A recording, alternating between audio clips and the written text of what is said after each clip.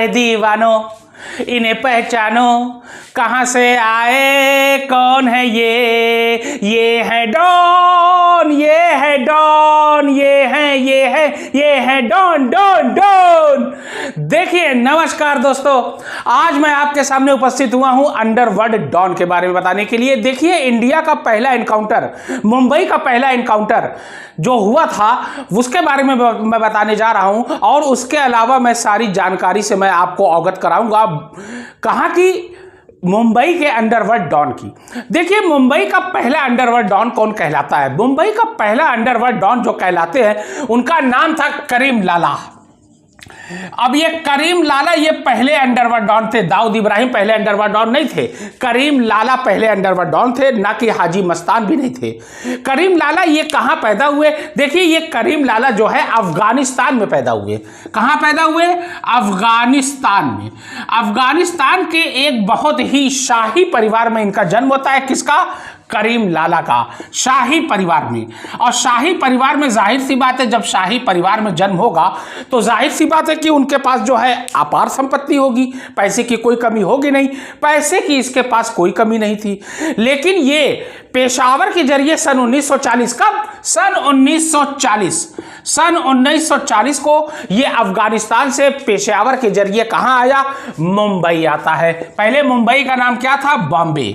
मुंबई आता है और ये पेशावर कहां? पाकिस्तान। उन दिनों जो है पाकिस्तान हिंदुस्तान एक ही था। 1940 की बात है, भारत आजाद हुआ नहीं था।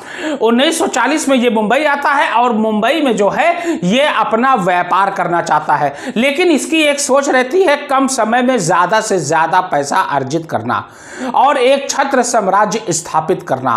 तो ये क्या करता है? ये स्मगलिंग करना शुरू करता है, तस्करी।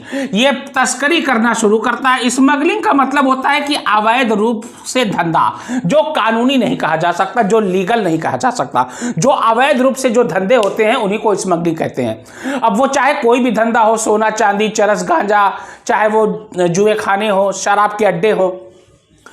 इसने जुए खाने खोले और शराब के अड्डे चलाए। चल गया, काफी अच्छा व्यापार चला।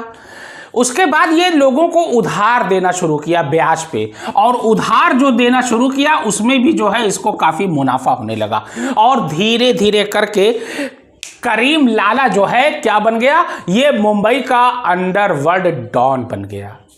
और इसकी इतनी ज्यादा पकड़ हो गई थी, यहां तक कि फिल्म इंडस्ट्री वगैरह में और तमाम जगहों पर इसकी पकड़ बहुत अच्छी हो गई थी। कहते हैं कि करीम लाला को जो मुखिया तो था ही, करीम लाला के गैंग को कहा जाता था पठान गैंग, क्योंकि ये क्या था? इसका नाम था शेर खान। शेर खान के नाम से ये बड़ा प्रसिद्ध था। आपको याद होगा एक फिल्म आई थी, आपको याद होगा कि एक फिल्म आई थी शेर खान के नाम से ये बड़ा प्रसिद्ध था। और आपको याद होगा एक फिल्म आई थी लगभग 1973 के आसपास, जंजीर, जिसमें अमिताभ बच्चन ने मुख्य भूमिका अदा की थी। और जंजीर में जो प्राण की जो भूमिका थी वो किसकी थी? वो थी प्राण की भूमिका जो थी यही शेर खान ने निभाया था। तो शेर खान के नाम से बड़ा प्रसिद्ध था और इसके गैंग का नाम था पठान गैंग। लेकिन उन दिनों एक गैंग और सक्रिय हो रही थी, एक आदमी और जो है सक्रिय हो रहा था। जुए के अड्डे, शराब खाने और तस्करी स्मगलिंग में जो है वो थोड़ा माहिर हो चुका था, और नाम क्या था? हाजी मस्तान। हाजी मस्तान जो है उन दिनों मुंबई में थोड़ा फेमस हो रहा था, और वो जो है वो भी जो है अवैध जो है क्या करता था? काम करता था, यानी स्मगलिंग वगैरह करता था और स्मगल करके जो है अपना जीवन यापन करता था। लेकिन हाजी मस्तान ने जब सोचा कि लड़ाई झगड़े से कोई फायदा नहीं है, उन दिनों अंडरवर्ल्ड में आमतौर से लड़ाई झगड़ा खून खराबा नहीं होता था, ना के बराबर था। अंडरवर्ल्ड में जो भी काम होता था अंडरवर्ल्ड के लोग जानते थे, और उनको किस तरीके से करना है वो चुपचाप गुपचुप तरीके से अपने कार्य को अंजाम देते थे। हाजी मस्तान ने सोचा कि भाई लड़ाई झगड़े से कोई फायदा है नहीं, क्योंकि करीम लाला का कद बहुत ज्यादा बढ़ गया था और करीम लाला का इतना दबदबा हो गया था कि पूरे मुंबई में उसके नाम से लोग कांपते थे। तो जाहिर सी बात है हाजी मस्तान ने सोचा कि भाई ऐसा है कि क्यों ना हो करीम लाला से बात किया जाए, पठान गैंग शेर खान से, और उनसे हाथ मिला लिया जाए, ताकि जो है ये धंधा जो है काफ़ी अच्छे तरीके से और किया जा सके। तो उन्होंने इसी बनस्बत जो है करीम लाला से इन्होंने क्या किया? हाथ मिलाया, और करीम लाला ने भी इनको हाजी मस्तान से क्या किया? हाथ मिला लिया और हाजी मस्तान को क्या किया, इन्होंने अपना एक तरीके से जो है अपने साथ जो है इस धंधे में साथ जो है कार्य करने लगे। अब इन लोगों का इलाका बढ़ गया, जाहिर सी बात है, कुछ इलाका जो है हाजी मस्तान के पास चला गया और कुछ इलाका जो है करीम लाला के पास। और ये तय हुआ कि अपने अपने इलाके में धंधा करोगे और कोई किसी दूसरे के इलाके में धंधा नहीं करेगा और ना ही किसी के काम में अड़चन पैदा करेगा और ना अड़ंगा डालेगा। सब कुछ सामान्य तरीके से चल रहा था। उसी बीच एक तीसरा कैरेक्टर आता है जो साउथ का रहता है, वर्धराजन। वर्धराजन ये आता है साउथ से और ये भी जो है जुए खाने शराब के अड्डे ये जो है क्या करता है, इसी का धंधा करता है और वो भी जो है स्मगलिंग करता है और वो भी जो है मुंबई में अपना एक छत्र साम्राज्य स्थापित करना चाहता है। लेकिन वर्धराजन, अब जाहिर सी बात है, अब भाई जो वर्धराजन को भी जो है करीम गैंग बहुत, भाई करीम लाला जो था, ये पठान गैंग जो है बहुत ज़्यादा जो है उभर चुकी थी मुंबई में और जाहिर सी बात है वर्धराजन जो है करीम लाला से पंगा नहीं लेना चाहते थे, हाजी मस्तान से भी पंगा नहीं लेना चाहते थे। तो इन्होंने क्या किया, इन्होंने भी जो है वर्धराजन ने भी ये करीम लाला से हाथ मिला लिया। यानी अब जो है ये हाथ मिला लिए 3 लोग। अब तीनों लोगों का क्या हुआ, इलाका बट गया। अब 3 लोग हो गए, 3 इलाका हो गया, अलग अलग हिस्से बांट दिए गए और हाजी मस्तान का एक इलाका, करीम लाला का दूसरा इलाका और तीसरा इलाका जो है ये वर्धराजन का जो साउथ से आया था। अब यहां पर चौथी एंट्री शुरू होती है जो बहुत ही अहम है और चौथी एंट्री होती है किसकी, साबिर कासकर। साबिर कासकर कौन, दाऊद इब्राहिम का बड़ा भाई। साबिर कासकर जो है ये थोड़ा दूसरा अलग टाइप का था। इन तीनों से इसकी जो है मानसिकता जो है थोड़ी अलग थी। मानसिकता अलग क्या थी वो मैं आपको स्पष्ट रूप से बता देना चाहता हूं कि देखिए हाजी मस्तान, करीम लाला, वर्धराजन ये तीनों लोग जो है शांति रूप से जो है अपना धंधा कर रहे थे। लेकिन जो साबिर कासकर था, दाऊद इब्राहिम का बड़ा भाई, वो जो है ये मानसिकता का नहीं था।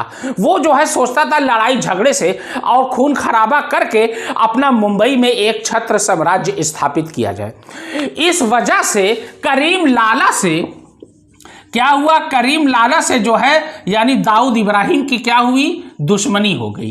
और कहा जाता है दाऊद इब्राहिम से जब दुश्मनी हुई तो दाऊद इब्राहिम का बड़ा भाई कौन था, साबिर कासकर। और साबिर कासकर और दाऊद इब्राहिम दोनों भाई थे और दोनों साथ में काम कर रहे थे और इन दोनों की दुश्मनी हो गई करीम लाला से। जाहिर सी बात है भाई, एक गैंग जब सक्रिय है, एक गैंग का जब दबदबा है तो दूसरा गैंग जब किसी दूसरे के काम में अड़चन डालेगा तो जाहिर सी बात है उसको परेशानी होगी। और करीम लाला का कद बहुत ज्यादा बढ़ गया था। मैं एक किस्सा अभी आपको सुनाऊंगा थोड़ी देर में, अभी मैं थोड़ा इस पे डिटेल से चर्चा कर लेता हूं। तो जाहिर सी बात है करीम लाला से जो है दुश्मनी हो गई और कहा जाता है कि हाजी मस्तान ने इन दोनों के बीच सुलह सपाटा करवाना चाहा। हाजी मस्तान के कहने पे ये हुआ कि आप लोग जो है शांतिपूर्वक तरीके से काम करिए, ये खून खराबा करने से कोई लाभ होने वाला नहीं है सिवाय अपने नुकसान के। और उधर मुंबई पुलिस भी काफी परेशान हो चुकी थी क्योंकि मुंबई की सड़कों पर खून खराबा आम दिन होना एकदम लाजमी हो गया था। तो हाजी मस्तान से बात बन नहीं पाई। हाजी मस्तान ने ये इन लोगों से शांति जो है समझौता करवाना चाहा, करीम लाला और दाऊद इब्राहिम का, लेकिन बात कुछ बन नहीं पाई। ऊपर से दिखाने के लिए कुछ और था लेकिन अंदर से कुछ और था। चुप्पे चुप्पे बैठे हो जरूर कोई बात है, पहली मुलाकात है रे पहली मुलाकात है। यहां पे देखिए अंदर से दोनों एक दूसरे से खटके हुए थे, एक खटक थी। और कहा जाता है कि करीम लाला ने एक बार दाऊद इब्राहिम को उठवाया और अपने गैंग के द्वारा और अपने यहाँ लाकर बहुत ज़्यादा पिटवाया था। यह भी कहा जाता है कि दाऊद इब्राहिम को बहुत ज़्यादा पिटवाया था एक सबक सिखाने के लिए कि तुम मेरे गैंग से कभी उलझना मत। और दाऊद इब्राहिम अंदर अंदर जल भुन गया था। जाहिर सी बात है भाई, कोई भी इंसान को अगर कोई मारेगा और बेरहमी से मारेगा तो अंदर से जल भुन उठेगा।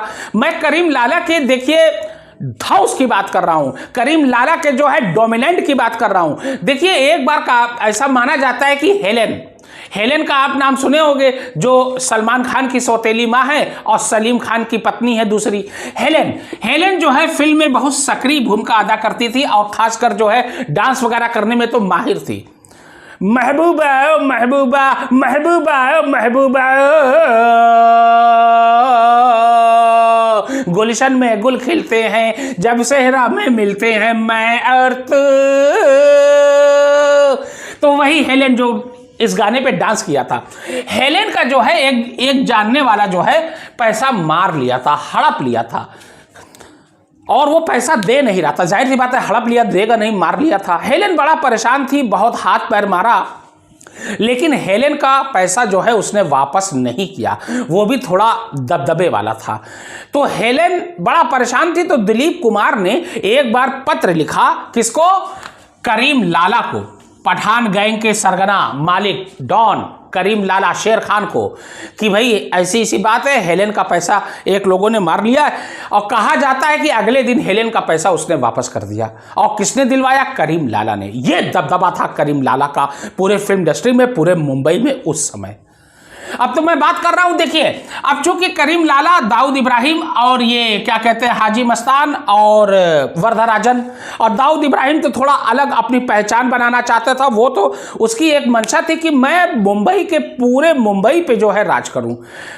उसका यह मंशा था कि डॉन सिर्फ एक रहेगा और मैं, साबिर कासकर और दाऊद इब्राहिम, यानी दोनों भाई। अच्छा, अब देखिए अब करीम लाला जो है, इसका कद जो है काफी बढ़ चुका था, और ये दाऊद इब्राहिम जो है क्या कर रहा था, ये करीम लाला से पंगा ले चुका था। आए दिन जो है मुंबई में खून खराबा चलता रहता था, और करीम लाला बड़ा परेशान हो गया था। अब उसी दिनों करीम लाला को एक हथियार मिला, और वो हथियार कौन था? अर्जुन मनोहर सुर्वे, मनोहर अर्जुन सुर्वे। अब देखिए, एक नया किरदार शुरू होता है, जिसका एनकाउंटर हुआ था मुंबई शहर का पहला एनकाउंटर माना जाता है, यूं समझ लीजिए। उससे पहले भी 2-3 एनकाउंटर हुए, लेकिन उतने वो नहीं माने गए। लेकिन जो मनोहर अर्जुन सुर्वे का जो एनकाउंटर हुआ, वही इंडिया का यूं कह लीजिए कि पहला एनकाउंटर था। इसका जन्म होता है, कब जन्म होता है? 8 अगस्त सन 1944 को। किसका? मनोहर अर्जुन सुर्वे का। मनोहर अर्जुन सुर्वे कौन था? ये जो है महाराष्ट्र के रत्नागिरी में पैदा हुआ था। नाम पूरा था मनोहर अर्जुन सुर्वे। 8 अगस्त 1944 को। अब ये पैदा होता है 8 अगस्त 1944 को, और ये जो है महाराष्ट्र के रत्नागिरी में पैदा होता है। धीरे धीरे ये बड़ा होता है। इसका एक भाई रहता है भार्गव सुर्वे। क्या नाम? भार्गव सुर्वे।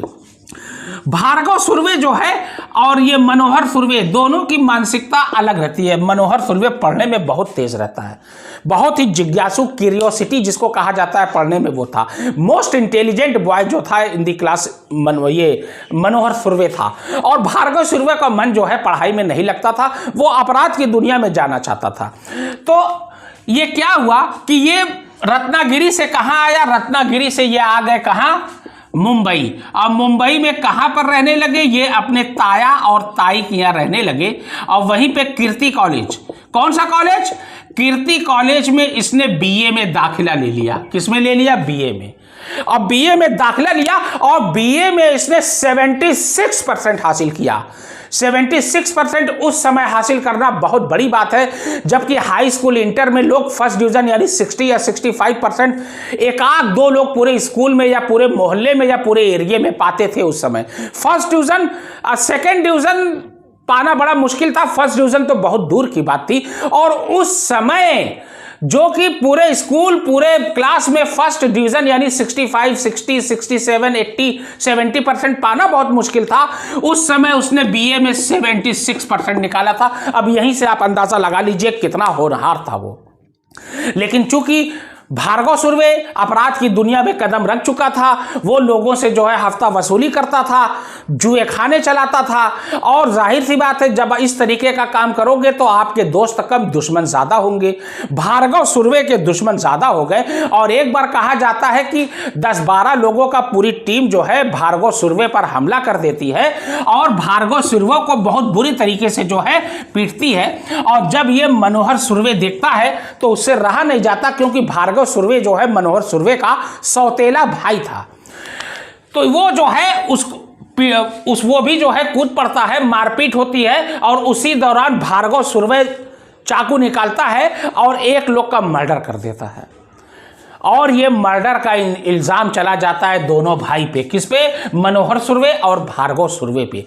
दफा 302 के तहत, दफा 302 के तहत इनको क्या होती है? उम्र कैद होती है, उम्र कैद हो जाती है। और उम्र कैद का मतलब था 14 वर्ष की सजा हो जाती है,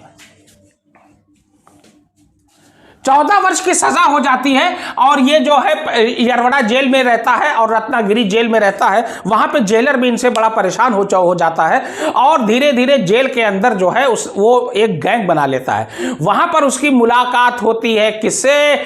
यूनुस मुनीर से। यूनुस मुनीर ये जो है यही आदमी था जो ये मनोहर सुर्वे के साथ जो है आखिरी तक रहा।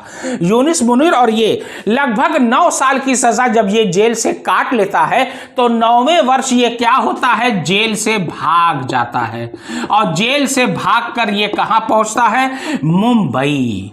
मुंबई में जाने के बाद ये अपनी खुद की गैंग बनाता है और ये जो है बैंकों, सरकारी बैंक को लूटता है और गाड़ियां चुराता है, डकैती डालता है, चोरी करता है, मारता है, हफ्ता वसूली करता है। ये तमाम धंधे में सक्रिय हो जाता है। उधर करीम लाला को जब पता चलता है कि एक लड़का है जो बहुत ही निडर है, बोल्ड है, फियरलेस है, मतलब ब्रेव है, तो करीम लाला सोचते हैं कि इसी का इस्तेमाल किया जाए और दाऊद इब्राहिम गैंग को खत्म किया जाए। तो मनोहर सुर्वे जो है पहले काम के सिलसिले में जो है ये जाता है इनके पास। किसके पास? साबिर कासकर के पास। साबिर कासकर के पास काम नहीं मिलता, करीम लाला के पास काम नहीं मिलता, तब ये काम को अंजाम देता है। और जब पठान ग्रुप को पता चलता है, यानी शेर खान यानी कि करीम लाला को, तो करीम लाला इसका इस्तेमाल करते हैं दाऊद इब्राहिम को, भाई को मारने के लिए। मानिया सुर्वे को बुलाया जाता है, मानिया सुर्वे आता है। मानिया सुर्वे से कहा जाता है कि ये तुम्हें काम को अंजाम देना है, यानी दाऊद इब्राहिम गैंग को या इनके भाई साबिर कासकर को तुम्हें मारना है। मनोहर सुर्वे तो यही इंतजार में था, यही फिराक में था। वो भी दाऊद इब्राहिम से अंदर अंदर थोड़ा सा चिढ़ता था। वो बोलता है ठीक है, काम को अंजाम दे दिया जाएगा।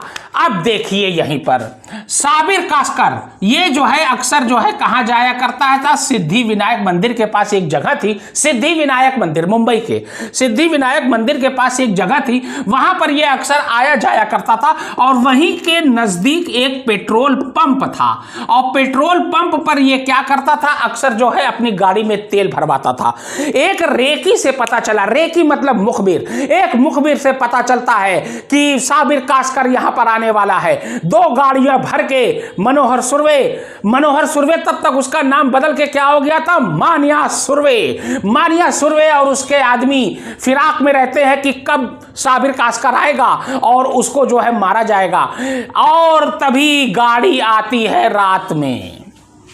टन टन टन टन टन गाड़ी आती है और गाड़ी पेट्रोल पंप के पास रुकती है। पेट्रोल पंप के पास जब रुकती है तो फ्यूल भराने के लिए जो है क्या करता है? साबिर कासकर उतरता है और वहीं पर पहले से फिराक में बैठे मानिया सुर्वे और उसके गैंग के गुर्गे लोग अंधाधुंध फायरिंग करते हैं और साबिर कासकर वहीं पर ढेर हो जाता है। साबिर कासकर की मौत से अंडरवर्ल्ड में जैसे मान लो तहलका बच जाता है, चारों ओर हाहाकार होने लगती है। दाऊद इब्राहिम को जब पता चलता है तो दाऊद इब्राहिम के जीवन का सिर्फ एक मकसद रह जाता है कि मानिया सुर्वे और उसके आदमी को मारना। जब दाऊद इब्राहिम को धीरे धीरे पता चलता है कि यह करीम लाला पठान गैंग ने कराया है, तो पठान गैंग के एक आदमी को मारना मुंबई की सड़क पर शुरू करता है और मानिया सुर्वे के एक आदमी को वो मारना चाहता है और कुछ में कामयाब होता है, लेकिन मानिया सुर्वे उसके पकड़ में नहीं आ रहा था। मानिया सुर्वे जो है अपने जगह को जो है गुपचुप रखता था और जगह जो है समय समय पर वो बदलता रहता था। अब सुनिए, अब यहां पर देखिए, अब ये हो रहा था। इधर मुंबई पुलिस जो है थोड़ा एक्टिव हुई। मुंबई पुलिस बड़ा परेशान हो गई। मुंबई पुलिस को जो है ऐसा लगा कि ऐसा ना हो कि मुंबई जो है पूरा अंडरवर्ल्ड का पूरा इलाका बन जाए। मुंबई पुलिस ने इन लोगों को चेतावनी दिया, इन लोगों को मैसेज भिजवाया कि आप जो है ये खून खराबा बंद करिए, नहीं तो जो है मुंबई की सड़कों पर जो है बड़ी दिक्कत हो जाएगी, लोगों का चलना मुश्किल हो जाएगा। आम व्यापारी जो है डरे हुए हैं, सहमे हुए हैं, लेकिन ये नहीं माने और ये काम सिलसिला जारी रहा। लेकिन यही कहा जाता है कि दाऊद इब्राहिम से और मुंबई पुलिस की थोड़ा बनती थी, यानी मुंबई पुलिस जो है दाऊद इब्राहिम को थोड़ा सपोर्ट करती थी। हो सकता है अपने लिए करती हो, लेकिन एक भूल यहां पर मुंबई पुलिस से हुई। मुंबई पुलिस जो है दाऊद इब्राहिम को थोड़ा सा सपोर्ट करने लगी। क्यों सपोर्ट करती थी ये भी मैं बताने जा रहा हूं। दाऊद इब्राहिम को जब सपोर्ट करने लगी तो दाऊद इब्राहिम का जाहिर सी बात है कि थोड़ा सा रुतबा बढ़ जाएगा, पुलिस भी उसके सपोर्ट में है। वो इसलिए करना चाहती थी कि करीम लाला का जो गैंग था पठान गैंग को वो खात्मा करना चाहता था। मुंबई पुलिस जानती थी कि अगर पठान गैंग का मैं खात्मा कर दूंगा तो दाऊद इब्राहिम गैंग अभी नहीं है, थोड़ा पनपने में टाइम लगेगा, इसको खत्म करने में बहुत ज्यादा वक्त हमको नहीं लगेगा। तो इन्होंने क्या किया, दाऊद इब्राहिम को थोड़ा सपोर्ट किया कि आप जो है करीम लाला गैंग को खत्म करने में मेरा साथ दो। दाऊद इब्राहिम ने कहा ठीक है मैं साथ दूंगा, और उसने साथ दिया और दाऊद इब्राहिम को पुलिस का सपोर्ट मिला। और क्या हुआ कि करीम लाला गैंग के एक एक आदमी को मारना शुरू किया गया और पठान गैंग जो है धीरे धीरे करके पतन की ओर जाने लगी। और तब तक करीम लाला की उम्र भी ज्यादा हो गई थी, लगभग 90 या 91 वर्ष हो गई थी, और इस वजह से जो है वो गैंग जो है धीरे धीरे जो है लगभग खत्म होने लगा और समझ जाइए खत्म ही हो गया। लेकिन दाऊद इब्राहिम को तलाश थी किसकी, मानिया सुर्वे की। और मानिया सुर्वे जो है ये बंबई से भाग चुका था, इधर उधर ठिकाना नया ठिकाना बनाकर रहता था, और दाऊद इब्राहिम को जो है एक कसक थी अपने भाई का बदला लेना, किस तरीके से अपने भाई का बदला लिया जाए। तो क्या हुआ कि एक रेकी से पता चलता है कि मानिया सुर्वे कहां आ रहा है। मानिया सुर्वे आ रहा है वडाला के अंबेडकर कॉलेज जंक्शन के पास। वडाला के अंबेडकर जंक्शन के पास जो है ये आ रहा है, वडाला के अंबेडकर जंक्शन के पास। वहीं पर अपनी एक गर्लफ्रेंड को पिकअप करेगा टैक्सी से और चला जाएगा। मुंबई पुलिस को जब पता चलता है कि मानिया सुर्वे आ रहा है और ये पक्की खबर है, तब मुंबई क्राइम ब्रांच की एक टीम बनाई जाती है और उसका ऑफिसर जो बनाया जाता है इसाक बागवान को उसका जो है इसाक बागवान जो क्राइम ब्रांच का ऑफिसर होता है यानी इंचार्ज होता है, इसाक बागवान, उसको जो है ये क्या बनाया जाता है, इंचार्ज बनाया जाता है। और पूरी टीम जो है सेलेक्ट होती है और वो वही अंबेडकर कॉलेज जंक्शन के पास जो है वडाला के, वहीं पर जो है भेष बदल के मतलब सादी वर्दी में ये लोग घूमा करते हैं। कोई गमछा पहने है, कोई चना बेच रहा है, इस तरीके से मतलब कि भनक ना लगे। और अब सुनिए, यहीं पर 11 जनवरी सन 1982 को मानिया सुर्वे आता है लगभग 1:30 बजे के आसपास आता है। मानिया सुर्वे को पता, लेकिन मानिया सुर्वे जब चारों ओर नजर दौड़ाता है तो उसको थोड़ा सा आभास होता है कि यह मुंबई पुलिस है। लेकिन उतनी देर में जब यह पिस्टल निकालता और मुंबई पुलिस पे फायरिंग करता, क्योंकि यह इतना निडर था कि पुलिस पर भी फायरिंग करने से यह चूकता नहीं था। कहा जाता है कि एक पुलिस वाले को इसने बहुत बुरी तरीके से मारा था। जैसे ही वो निकालता है मारने के लिए, उतनी देर में 5 गोली धाए धाए धाए धाए धाए इसाक और बागवान और उनके जो साथी थे मुंबई पुलिस टीम के, वो गोली मारते हैं। एक गोली जो है यहाँ गर्दन पे लगती है और वहीं पे ढेर हो जाता है, लेकिन उसकी सांसें चलती रहती हैं। देखिए, साबिर कासकर की मौत के बाद दाऊद इब्राहिम का सिर्फ एक मकसद रहता है कि मानिया सुर्वे को कैसे खत्म किया जाए, बस। क्योंकि 12 फरवरी सन 1981 में क्या होता है, 12 फरवरी सन 1981 में दाऊद इब्राहिम के बड़े भाई साबिर कासकर की हत्या हो जाती है पेट्रोल पंप पे, और यही उसका बदला लेना चाहता है। उसका जिंदगी का सिर्फ एक मकसद था। और कहा जाता है कि वो जो खबर मिली थी वो दाऊद इब्राहिम के एक गुर्गे ने दी थी। और मुंबई पुलिस चारों ओर से घेरती है और मानिया सुर्वे जो है उसको गोली लगती है और उसको जो है मुंबई पुलिस की वैन में, किसमें, मुंबई पुलिस की वैन में जो है इसको डाला जाता है और तब भी जो है इसकी सांस जो है चलती रहती है। लेकिन वहां से वडाला अंबेडकर जंक्शन कॉलेज से 10 मिनट का रास्ता था हॉस्पिटल पहुंचने का, लेकिन मुंबई पुलिस घुमाए जा रही थी। मानिया सुर्वे को पता चलता है, आभास हो जाता है कि 10 मिनट का रास्ता आधी घंटा हो गया, अभी तक वैन पहुंची क्यों नहीं, क्योंकि ऊपर से ऑर्डर मिल गया था कि मानिया सुर्वे को पूरे तरीके से खत्म किया जाए।